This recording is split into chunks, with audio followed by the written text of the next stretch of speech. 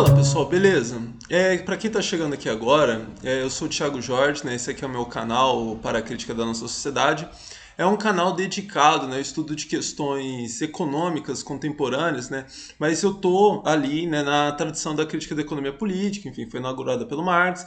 Então eu pego, né, questões contemporâneas ali, principalmente questões ligadas a essas crises econômicas, agora a questão da indústria 4.0, né, que é que relação entre processo de trabalho e desenvolvimento tecnológico, os gestores do capital.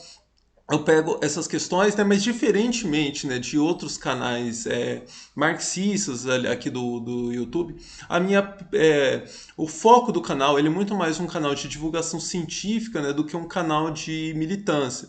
Por isso até, né, um dos problemas aqui do canal é que até agora, né, ele está restrito aqui a uma panelinha, não é um canal, assim, eu não estou criando esse canal hoje, né, é um canal que já tem aí 4 anos e eu abasteço ele regularmente faz um ano, mas eu basicamente tenho falado aqui com um grupo bastante restrito, né, a gente tem tido bastante engajamento, né, bastante interação, mas tem um grupo bastante restrito. Eu estou, inclusive, né, inaugurando esse novo formato de vídeos justamente, né, nessa tentativa de tentar alcançar um público maior, né, conversar com mais gente e trazer inclusive mais gente para assistir aqui, porque o conteúdo do canal agora, né, eu estou organizando ele por meio de mini cursos, né, eu comecei o primeiro mini curso aqui sobre por que as crises acontecem e devem vir outros mini cursos, né, nos próximos meses.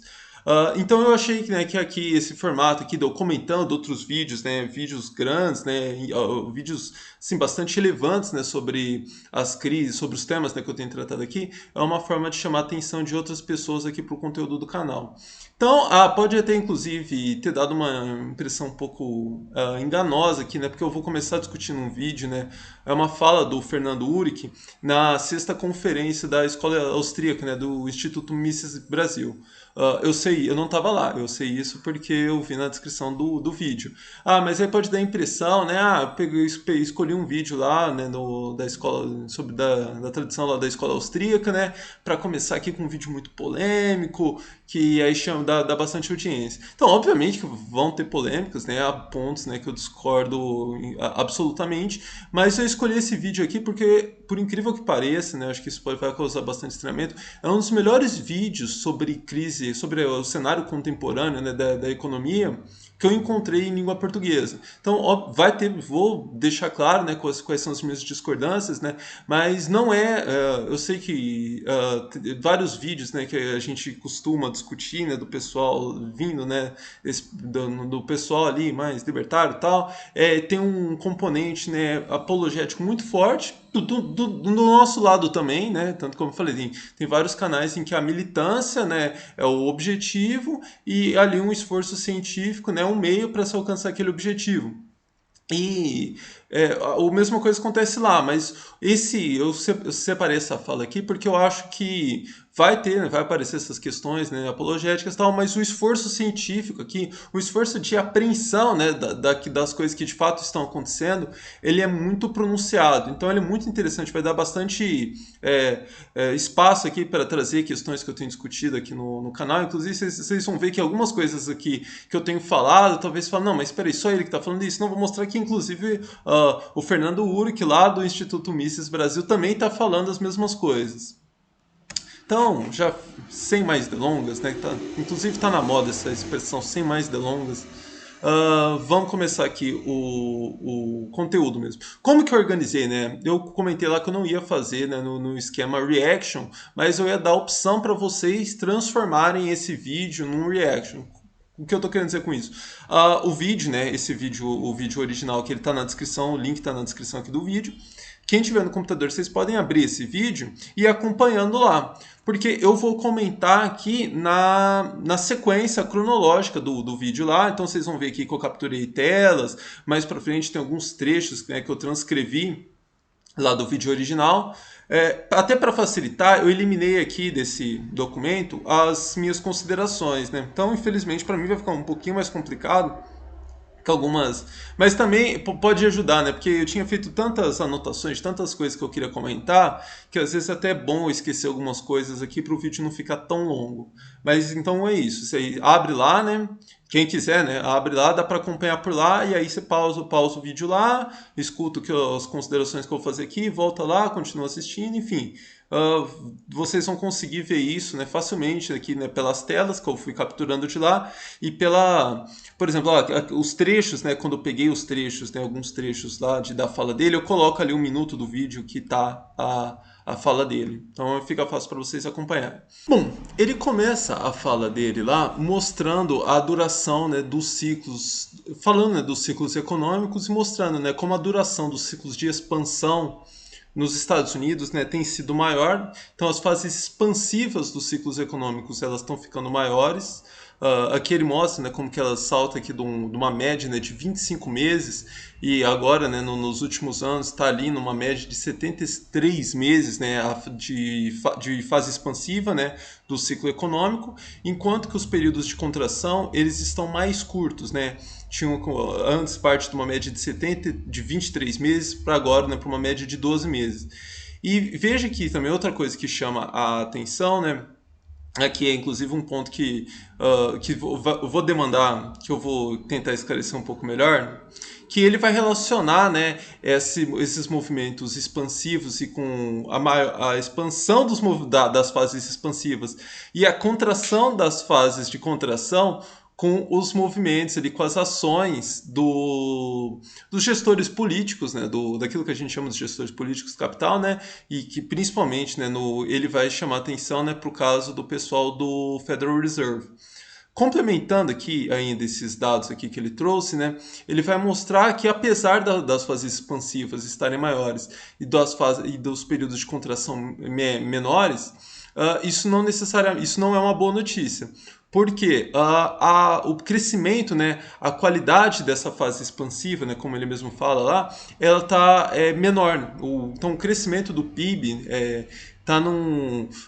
ele está atingindo, né, o crescimento ele está no nível mais baixo, né, do que historicamente. Então, aqui, nesse gráfico aqui, ele está mostrando, né, o crescimento da economia em relação ao ano anterior e veja que aqui, né, como que a variação, tirando aqui no caso, né, isso aqui da crise de 2007, 2008, né, como que aqui ele está oscilando, né, tá no nível aqui muito mais baixo, né, do que nessa fase anterior aqui. E aí ele vai perguntar, né? Então a gente vê que os ciclos estão durando mais, as contrações estão durando menos e a intensidade desse crescimento também. E aqui eu pergunto, será que o Fed está conseguindo erradicar o ciclo econômico?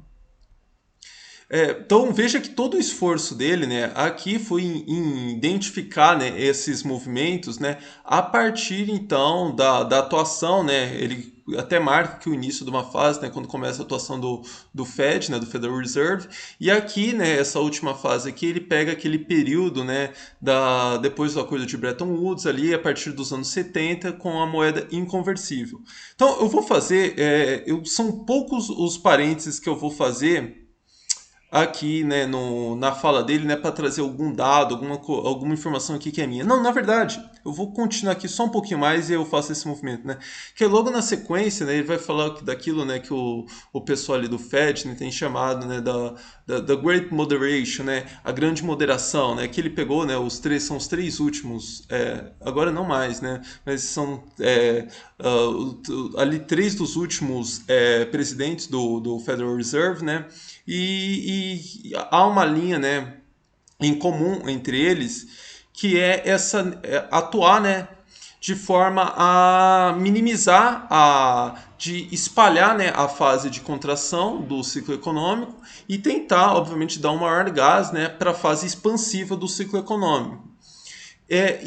Ele, né, eu vou continuar aqui, né, seguindo, né, o caminho lá do Fernando Uric, ele não vai não vai dedicar muito esforço, né, para tentar entender por que esse movimento acontece. Mas aqui quem acompanha o canal sabe que há questões que eu acho que são mais subjacentes que explicam, né, essa mudança na atuação ali do Federal Reserve. Inclusive, então vamos direto para lá.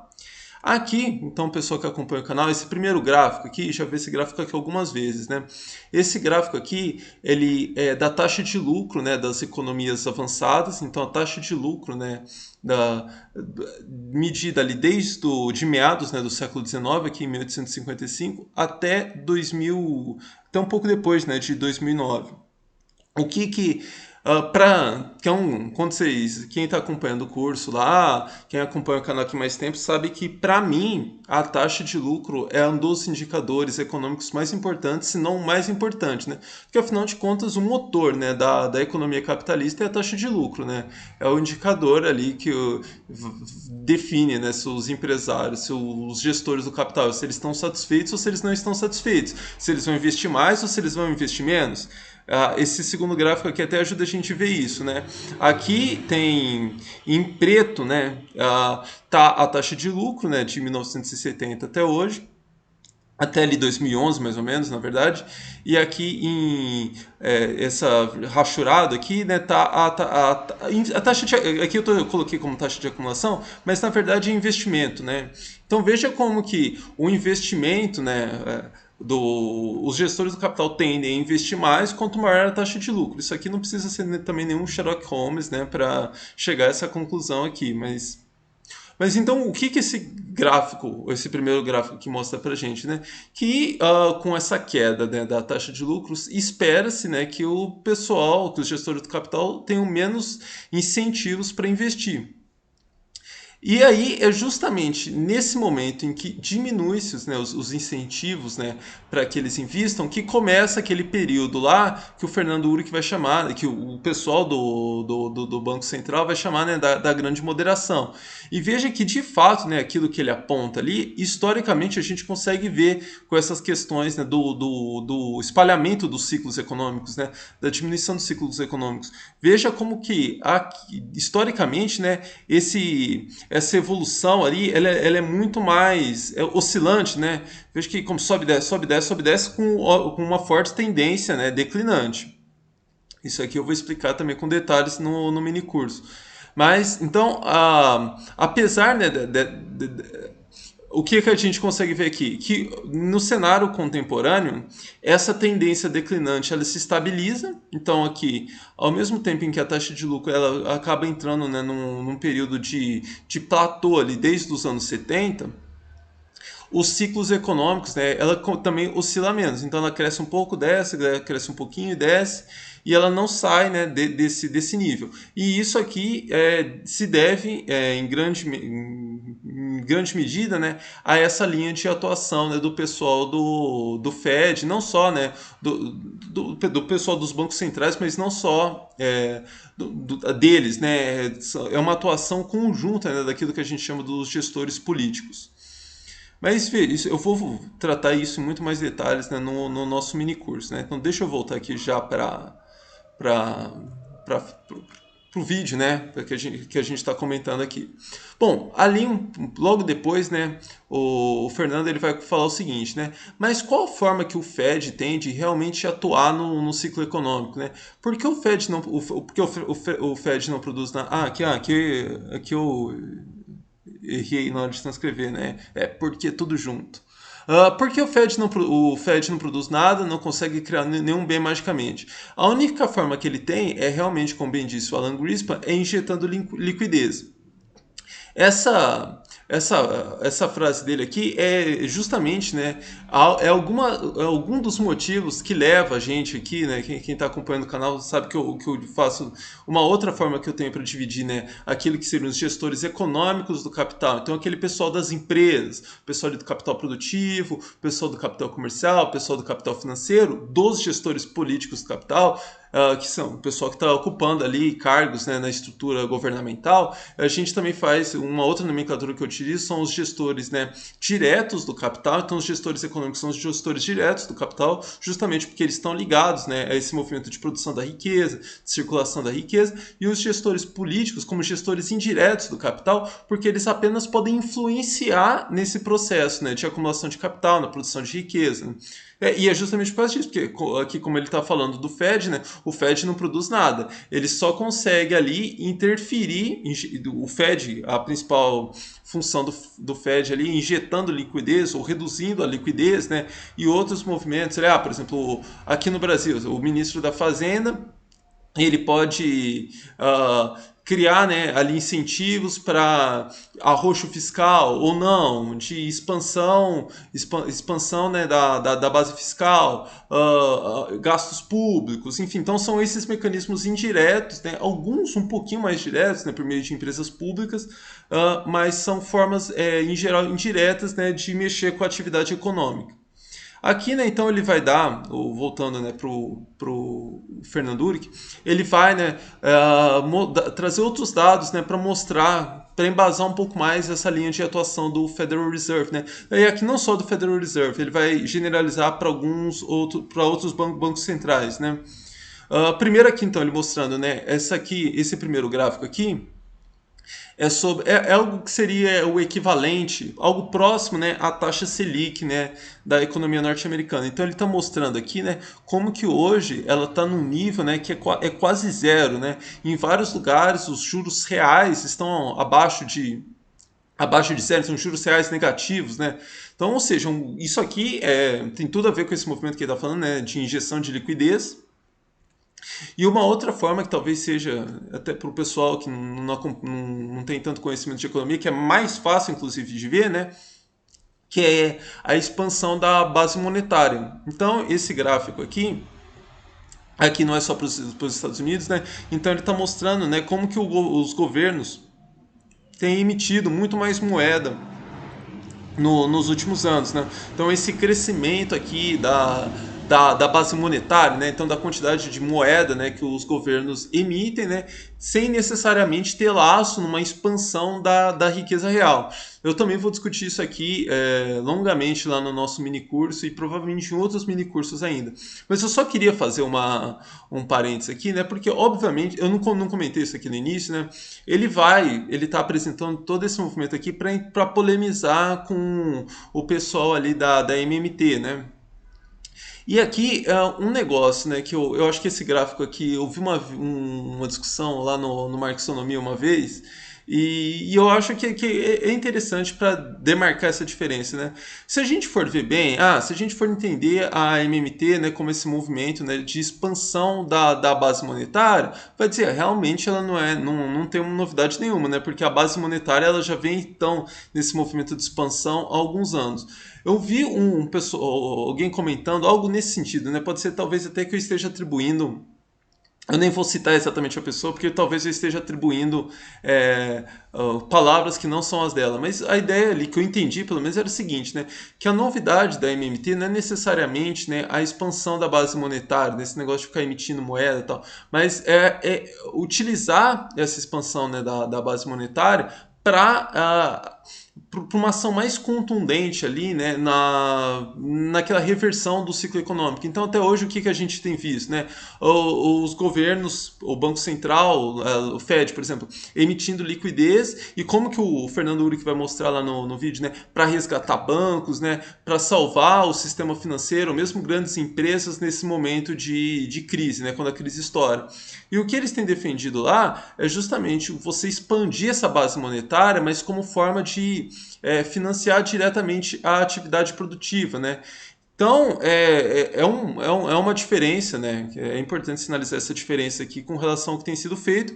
Embora também eu não vou ter tempo para discutir isso, eu acho que há efeitos bastante limitados, né, nas possibilidades desse tipo de experimento. Talvez eu comente rapidamente isso aqui no final do vídeo, mais para frente no vídeo, né, quando o Fernando Uric vai de fato entrar nessas questões ligadas à MMT, ou se não, enfim, num outro vídeo eu discuto melhor esses detalhes aqui. Só não quero me alongar muito para não perder aqui, deixar esse vídeo muito longo. Na sequência, né, ele vai trazer aqui essa fala esse moço aqui, ele tá ligado ali ao JP Morgan, né?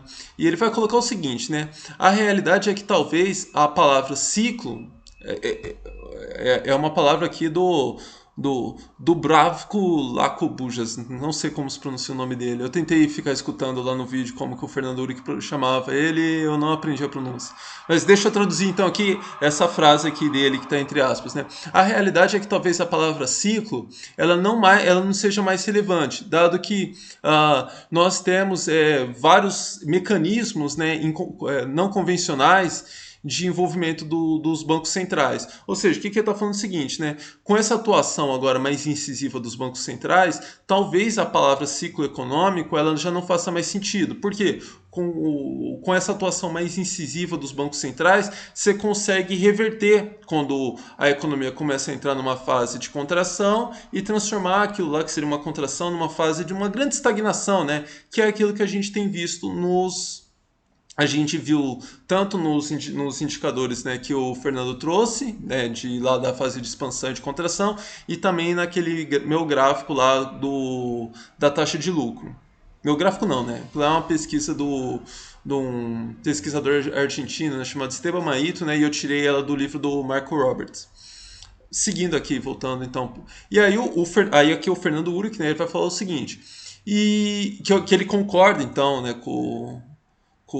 do Bravco e que eu concordo com ele nessa visão. Acho que resume bem porque os bancos centrais estão talvez erradicando a palavra ciclo econômico. Mas o Fernando Urich ele vai se colocar, né, frontalmente contrário a essa ação dos bancos centrais. E aqui, até para puxar é um ponto bem interessante aqui para marcar a diferença, né? Como nas próximas aulas, né, lá do nosso minicurso eu vou falar sobre os ciclos econômicos, né? E vou utilizar essas mesmas fases aqui, né? Fase de expansão, uma fase aqui de estagnação, depois a crise e a recuperação. Só que tem uma diferença, assim, que é bastante marcante, né? Como o que ele dá enfoque, né? Para descrever a fase de expansão e depois a fase a fase de depressão, né, a fase de contração e depois a fase de recuperação com os indicadores que eu vou utilizar. Então veja aqui que ele está utilizando a relação em aumento de liquidez, depois aqui tem uma crise, uma luta pela liquidez. Então ele tá tratando esse movimento de expansão, de contração, com relação assim, as empresas estão muito alavancadas, estão muito endividadas, esse movimento uma hora vai cobrar o seu preço e aí o ciclo econômico entra numa fase de contração. Então ele está olhando aqui muito para essa questão de endividamento, né? Ou de se as empresas estão com caixa. Eu acho que isso aqui é uma forma indireta de ver o problema, né? Mas como, para mim, o indicador central aqui é a questão ali de taxa de lucro, de acumulação de capital. Eu vou poder mostrar isso nas próximas aulas do nosso minicurso. Mas veja, isso aqui é uma forma indireta de chamar a atenção para o mesmo problema. Aqui. Eu não estou falando aqui que olhar para os ciclos econômicos por meio da liquidez seja um erro, não. Não é isso que eu estou querendo dizer. E aí ele coloca, né? Olhando essa foto, o Banco Central apenas consegue atuar nessa parte financeira do ciclo. Inclusive também uma outra ressalva que tem que fazer, né? Talvez ele esteja dando mais enfoque para essa questão, para essa parte financeira, né, do ciclo, justamente porque ele está tratando do Banco Central. Talvez ele também não pense necessariamente que esses são os determinantes mais importantes ali do ciclo econômico. Mas seguindo aqui, então injetando e removendo liquidez, injetando e removendo financiamento, sustentando algumas empresas, setores e governos. Ou seja, ele está querendo dizer que o Banco Central ele consegue atuar nessa parte financeira do ciclo, né? Aumentando a liquidez, injetando e removendo financiamento, sustentando empresas, né? Salvando empresas, setores e governos. E aí ele vai se colocar contrário, né? Esse movimento, essa atuação do Banco Central em reverter os ciclos econômicos. Eu vou até ali, já na sequência aqui, para um trecho, né, da fala dele em que ele é mais contundente com relação a isso. Mas isso aqui é um parênteses, é absolutamente desnecessário com relação ao que ele está falando lá, mas é porque eu não resisti, né. Ele vai fazer referência a esse livro aqui, né, do Walter Bagehot, de 1873, né, para defender que o Banco Central para defender que o Banco Central não pode ter essa atuação aí, por exemplo, comprando ativos podres, e todo esse movimento. Mas o que eu achei curioso aqui é que ele faz referência a um livro de 1873. Então, vocês só lembrem, né, de que o próprio Fernando Urich, do Instituto Mises, utiliza obras do século XIX para fazer considerações sobre a economia contemporânea, né? Porque quando a gente utiliza o Capital para fazer considerações, o pessoal fala que a gente está utilizando um autor que já ficou anacrônico, né? Inclusive, o livro 3 do Capital é de quase 2 décadas depois do... O Marx escreveu, né, até uma década depois, e o Engels vai publicar, né, o Engels vai continuar trabalhando no livro por mais uma década, né, 20 anos depois desse livro aqui do que ele está fazendo referência. Mas veja, isso aqui não tem a menor relevância com relação à fala do Fernando Ulrich, né? Só achei legal lembrar o pessoal aqui disso. Mas vamos voltar então aqui pro de fato, né, para a fala dele aqui com relação à atuação dos bancos centrais, né? Quando o Banco Central está provendo liquidez ao sistema, ele está sustentando a atividade econômica. Ele está impedindo aquele reajuste que o Greenspan dizia que eles não estão impedindo. Na verdade, eles estão espaçando no tempo. O Greenspan falou, né? O Greenspan falou que eles não estavam impedindo o ciclo econômico, que na verdade eles estavam espaçando no tempo, né? Aí o Fernando Uric vai dizer, não, eles estão impedindo, eles estão prevenindo que as empresas reduzam a sua atividade econômica ou em alguns casos até tenham que quebrar. E a falência, a quebra faz parte da atividade econômica, faz parte do capitalismo, assim como o crescimento econômico.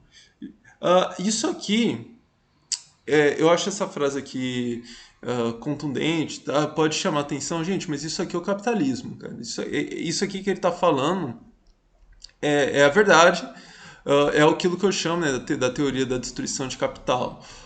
Eu acho, até vou fazer aquilo que eu tinha, aquela consideração da MMT que eu tinha falado que talvez eu deixasse para outro vídeo. Isso aqui é uma boa deixa para isso. Eu acho que a gente pensar, então, todo esse movimento, né, de atuação dos bancos centrais em impedir esse movimento de destruição de capital, eu acho que ele tem efetividade se a gente está pensando, né, em saltar para uma nova forma de organização da produção e da distribuição da riqueza. Então, se a gente está pensando para além do capitalismo, o capitalismo, eu acho que é absolutamente insustentável a gente pensar que o capitalismo vai continuar a existir, que o capitalismo vai continuar funcionando em cima desse tipo de experimento dos bancos centrais. Então, o Fernando Uri, que é um cara do Instituto Mises, obviamente que ele está fazendo uma defesa, né, para ele o que tem, o que há, o melhor modo de organização e distribuição da riqueza é o modo capitalista, e portanto ele está coerentemente ele está se colocando contrário a esse tipo de experimento, que é insustentável para a ordem capitalista esse tipo de ação, né, dos bancos centrais. É basicamente o que eles estão fazendo aqui, é basicamente um movimento de empurrar com a barriga, ou um doping que tem um efeito momentâneo. O próprio modo de produção capitalista, né, para aqueles ciclos econômicos, e veja, quem está falando isso não sou eu, não é só o Fernando Uric, o próprio Marx identifica isso. A destruição de capital faz parte, né, da lógica constituinte do modo de produção capitalista. Então, agora eu vou fazer aqui uma defesa, né, de algumas pessoas que eu tenho tido mais contato do pessoal da MT. Tem muita gente ali que se diz socialista, que está pensando em saltar, né, em a gente avançar para uma outra ordem social. A partir disso, né, essas ações da MMT aliadas, né, a esse movimento, né, essa estratégia, para mim, elas fazem sentido. Então veja, para mim é o seguinte, né? Eu vou fazer um vídeo, encontrar uma maneira aqui de fazer um vídeo mais especificamente, né, sobre essa ação da MMT. Aqui por hora o que eu quero dizer é o seguinte: eu concordo com o Fernando Uri que se a gente está pensando que não, se o objetivo é defender a reprodução do modo de produção capitalista, esses experimentos, né, essas ações da MMT, elas são insustentáveis no longo prazo. A gente está pensando em saltar para uma nova ordem social. Eu concordo que essas ações, esse movimento aqui, essa defesa, né, de emissão de moeda, de liquidez, aliado com outras ações, que obviamente que não é o que o pessoal tem feito hoje, né, aliado com outras ações de distribuição da riqueza, de desenvolvimento tecnológico, né, de expansão da capacidade produtiva, de aumento da produtividade, podem ter efeitos importantes aí para a gente chegar até, para a gente conseguir alcançar esses objetivos. Mas outra coisa que eu acho muito interessante, né? Tem também, aqui eu vou defender, inclusive, novamente eu vou fazer a mesma defesa aqui do pessoal da MMT, né? Mesmo aqueles que estão pensando dentro da... Não, tô também fazendo uma defesa do modo de produção capitalista, mas com esses experimentos da MMT. eu acho, aqui que eu já vou mostrar aqui na sequência, né, que para ele defender, né, para o Fernando Uric defender, né, esse movimento necessário, né, da ordem capitalista, né, esse movimento de depressão, de crise, né, ele vai acabar utilizando formas metafóricas, comparações de dar uma romantizada na fase de destruição de capital. E como a gente está vendo agora, né, no meio de uma pandemia, essa destruição de capital é uma fase absolutamente devastadora. Vê o desespero aqui dos pequenos empresários, principalmente, não só dos pequenos empresários, né? O dono da Havan lá também fazendo 500 mil gambiarras aí para conseguir manter, né, as lojas da Havan abertas, né? Porque o movimento de destruição de capital ele é absolutamente destrutivo, ele é absolutamente brutal, né? Então, ainda mais depois de anos e anos, né, com os gestores políticos evitando esse movimento, né, de destruição de capital e com um movimento que é também natural, né, da ordem capitalista, embora o Fernando Uric, o pessoal ali, né, do Instituto Mises jamais vai falar isso, né, que é um movimento natural, esse movimento de concentração e centralização de capital. As empresas, né, se tornaram tão grandes, né, é uma expressão ali do Andrew Kleiman, né, que elas se tornaram too big to fail, elas se tornaram grandes demais para quebrarem, né, e aí por isso que é um incentivo a mais, né, é um perigo a mais, torna, né, um cenário muito mais avesso, né, muito mais perigoso, né, para uma grande destruição de capital, para uma grande crise. E aí é uma pressão a mais, né, para os gestores políticos socorrerem essas empresas, né, porque torna esse período de crise, como que eu posso dizer, absolutamente difícil de prever quais seriam as consequências. Então, uma crise que pode começar ali como uma crise moderada, se tornar ali uma crise absolutamente severa com assim, consequências inimagináveis, né, para a reprodução da vida humana, né?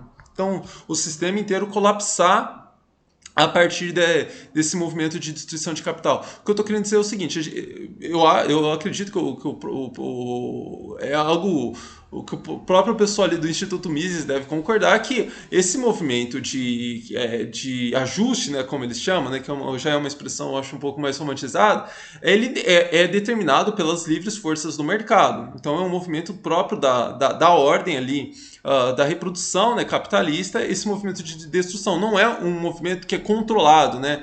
Ele já vai falar essa questão de controlar. E então, nesse momento em que de extrema concentração e centralização de capital, depois de anos em que os bancos centrais têm evitado, né, que esse processo acontecesse e, portanto, gerado ainda mais a concentração e centralização de capital. E, gente, se está muito difícil, né, entender, né, esse movimento de concentração e centralização de capital, ou se está muito intangível, eu acho que a maioria aqui acompanha, né, notícias. Mesmo durante a crise, aumentou o número de bilionários no Brasil, aumentou o número de bilionários no mundo. É fruto desse processo de concentração e centralização de capital. Então veja que, e isso a gente leva também para as empresas. Então, quanto maior as empresas, mais imprevisível é o efeito, né? Ainda mais no momento em que as empresas estão todas interconectadas por meio de ações, por meio de mecanismos no mercado financeiro, debentures, mesmo compra de ações e tal. Esse movimento de quebra de uma empresa, a gente não tem como controlar o efeito que ele vai ter sobre a economia como um todo. Então, mas enfim, fechado esse parênteses, deixa eu avançar aqui rapidamente, né? Porque eu já me alonguei muito, acho que o vídeo já está com mais de meia hora. Aqui eu acho que ele vai defender, né, a necessidade desse movimento de ajuste, né, como que ele vai chamar, e aí ele utiliza esse filósofo aqui, o Nassim Taleb. Eu coloquei aqui a tradução desse trecho aqui que ele está apresentando. Ele vai falar o seguinte: essas tentativas de eliminar o ciclo econômico culminam na mãe de todas as fragilidades. Da mesma forma que um pouco de fogo aqui e acolá elimina os materiais inflamáveis numa floresta, um pouco de dano aqui e acolá numa economia elimina as ervas daninhas, as firmas vulneráveis. Aqui o que eu fiz foi o seguinte, gente, desculpa aqui que eu me confundi. Eu coloquei aqui entre parênteses, né, elimina as ervas daninhas, né, porque a expressão que ele utiliza aqui, weeds out, ele está fazendo, né, faz parte dessa analogia que ele está fazendo com a biologia e tal. Mas deixa eu ler de novo aqui, porque a melhor tradução para o português, ela perde, pelo menos a melhor tradução que eu encontrei, ela vai perder esse significado.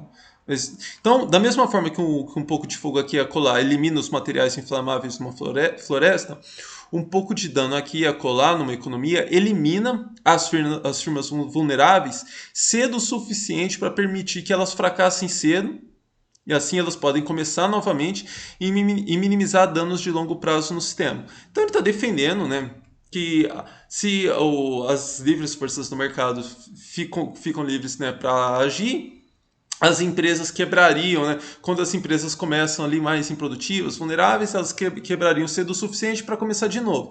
Então, obviamente, né? Eu nem vou entrar aqui no mérito em abstrato dessa afirmação com a história do capitalismo. Isso aqui hoje é absolutamente descolado da realidade. Primeiro porque hoje as principais firmas... Vamos pensar no caso, né, do pequeno capital. O pequeno capital, ele seria um capital mais vulnerável, né? Então vamos pensar numa questão de hipermercados aí. Você tem competindo com o Walmart, com o Carrefour, com o Pão de Açúcar, você tem ali aquele mercadinho do bairro. Então ele seria ele é um por essência, né? Já que os donos ali, né, os donos daquele empreendimento têm muito menos capital disponível, eles vão ser o primeiro a quebrar naquele movimento.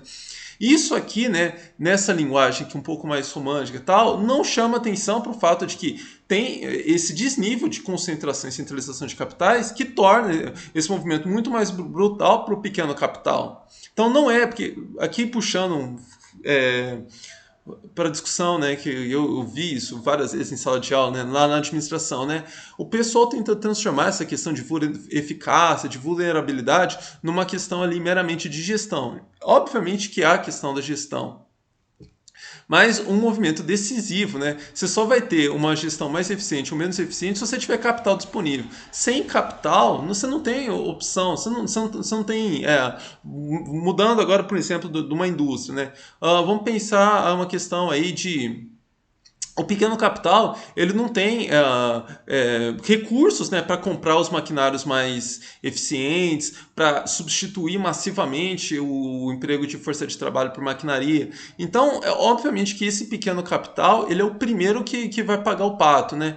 E quando nessa linguagem aqui, eu acho que um pouco mais romântica, né, da crise, você não chama atenção para essa face mais brutal dela. Mas de fato, então são duas coisas aqui que eu queria enfatizar. E eu vou fazer o seguinte, gente.